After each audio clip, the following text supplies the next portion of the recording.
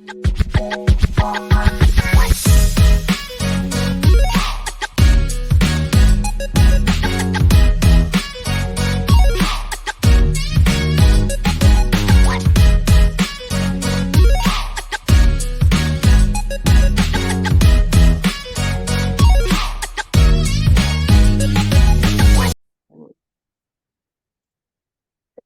this is Nessyp of Nessyp Entertainment. I got a treat for you all today. I have with us Miss Brenda Wilson Mickens. Now, Brenda is a fashion designer. And if you could tell by those earrings, I'm gonna have to be stalking her closet. You know what I'm saying? Miss Brenda, how are you today? I'm doing well. How are you? I am just fine. Thank you for being here with us. I am so excited about this interview. Thank you for having me. I was glad to come. Yay. So we're going to start off. Tell us a little bit about yourself and how you got started in the fashion industry. I started sewing when I was a little girl. Both my grandmothers and my mom could make clothes by hand. They didn't have a sewing machine. And so I picked it up from them, and I would make clothes for my dolls. And then by the time I got 12 years old was when I got my first sewing machine. So by the time I was in high school, I was making most of my clothes, complete with the head wrap and jewelry.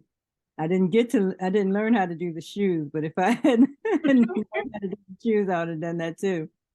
And then I just fell in love with African fabric and the fashion. Looking at, we call them now blaxploitation films. Okay. The characters would have on these beautiful kente colors and the beautiful lace and, the head wrap and everything. And I fell in love with the African fashion then. And as I got older, I had friends that traveled to Kenya and Ghana. And those are the first places that I actually received merchandise for resale.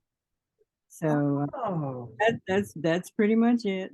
Wow. So did you take tailoring? Because when I was coming up and they still taught us how to sew, because I went to a vocational school. Did you do that as well? Like take a tailoring class or a sewing class there? Just the basic sewing class. Okay.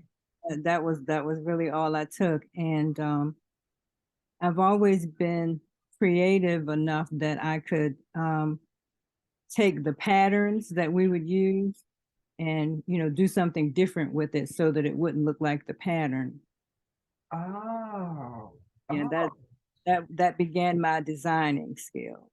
So would you say that because of that, that's what sets your designs off apart from others? I would say that mainly what sets my designs apart from others, I collaborate with the designers in Africa. So I'll come up with a concept and then hand it over to them and let them, complete it and, produce it and then send it back to me. Oh my goodness. Oh my goodness. So how do you get what gives you the inspiration for your designs to give to them? Just looking at other African fashion, whether I'm on the website or like looking through magazines on television, looking at the fashion shows. And so that's how I get the original concept of a piece. And then, I'll correspond with our designers and I'll say, okay, can you do this? And what would it take for you to do this? And, whatever. And so that's how we work it out. We go back and forth. Okay, well, did you want pockets? Yes, I have to have pockets. Do you want a hood? Yes, I want a hood. That's the way we get it done. So describe to me your process. I mean, we already know that you create the designs and you send them to Ghana. Is that right? And Nigeria. Okay, so how does that process work? Well, I start by finding out what it is, I guess the strength of the designer that I'm working with. Mhm. If I'm working with a designer that pretty much specializes in menswear, then I'm going to get menswear from that person. Okay. And the same if they specialize in ladies' clothes, they'll tell me, oh, I do ladies' clothes. I don't do men's shirts. So that's basically where we start. And depending on the time of year it is, people are very fashion conscious. You've got to wear this color during this season, and you got to stay away from this color during Right. that. So it depends on what season it is, and what fashion is coming up, for people to be wearing during that season. So now, we're looking at swimsuit weather. Okay. So anything that I have made now would be geared towards the beach. Oh. So Yeah. how do you come up with the designers? I mean, is there just like a list that you go by, or is certain ones that you continuously work with?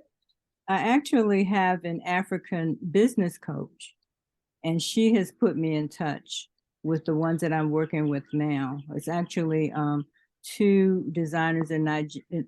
It's three designers in Nigeria and one designer in Ghana. And so she put me in touch with them. So, we corresponded, and we got to know each other a little bit. And that was how it pretty much came up. If I had to start from scratch, not knowing anything Mhm. about suppliers in Africa, it would have taken me years. But Oh my goodness. yeah, I was blessed enough to get affiliated with this African business coach. Her name is Jacqueline Shaw. She actually lives in the UK. And so I've been working with her for a few years now. Wow. So is there, when you said earlier about different seasons and like right now you're doing stuff for beachwear, Mhm. is there a particular fabric that you feel more comfortable working with regardless of the seasons or not? I really love cottons, because you can get cottons of different weights. Okay. So you can have your heavier cotton pieces for the winter, when it's cool. And then you can have your lighter weight cotton, when it's warm. And I also like silk. I just love silk because it's just such a beautiful fabric. Yeah.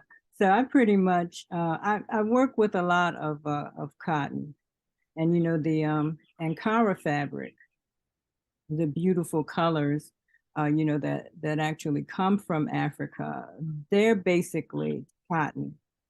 Oh, okay.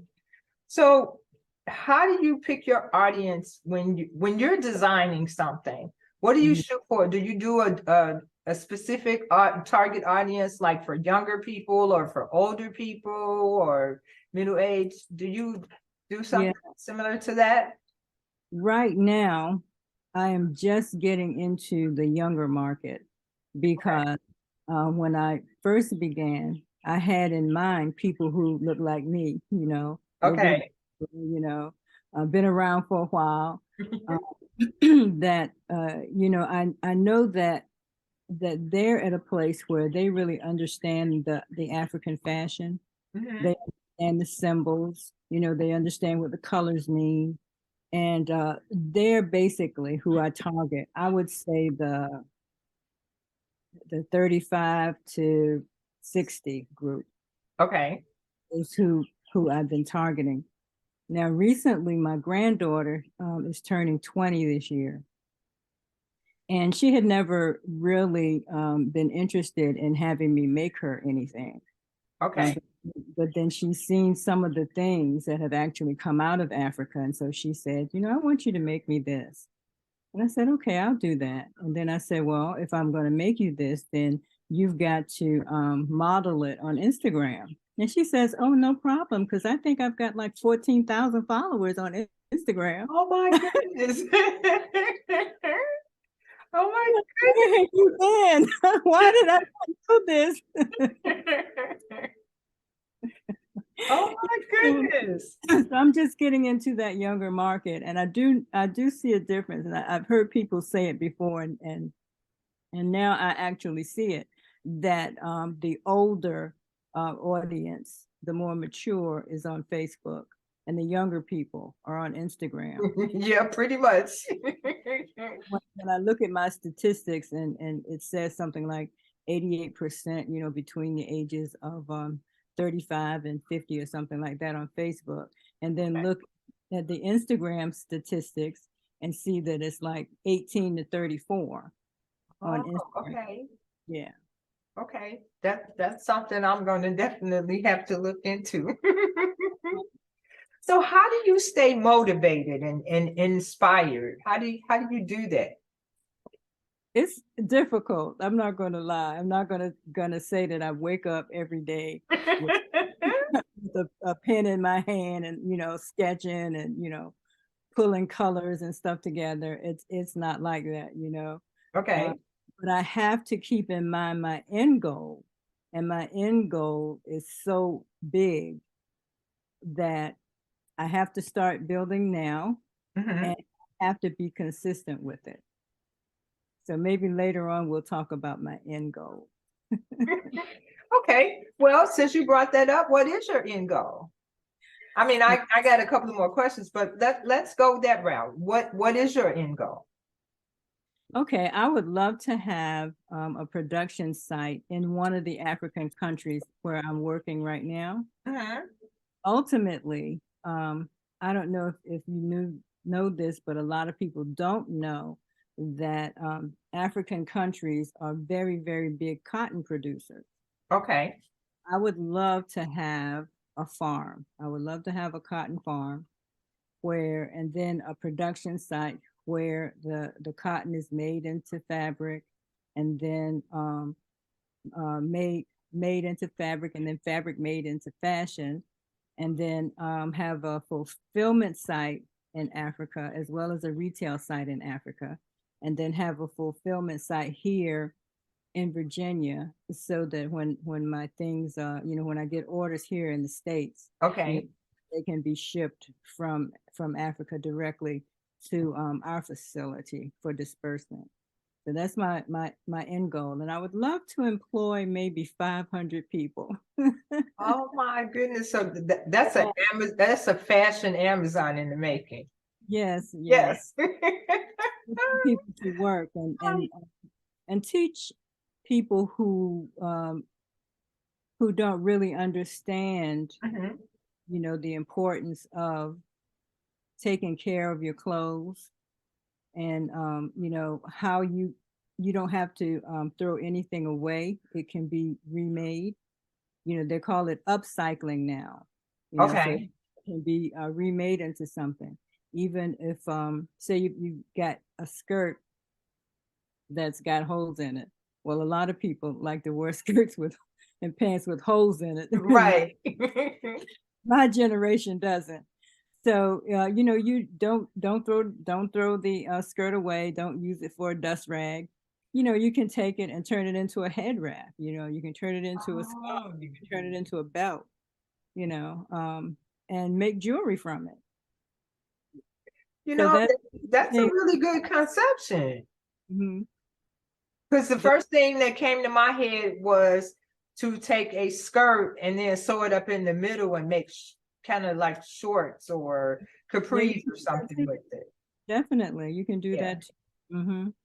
Yeah, the sky's the limits, and I just want people to be aware of that, because in the economy today, we need to cut every corner that we can. That is true. That is very true.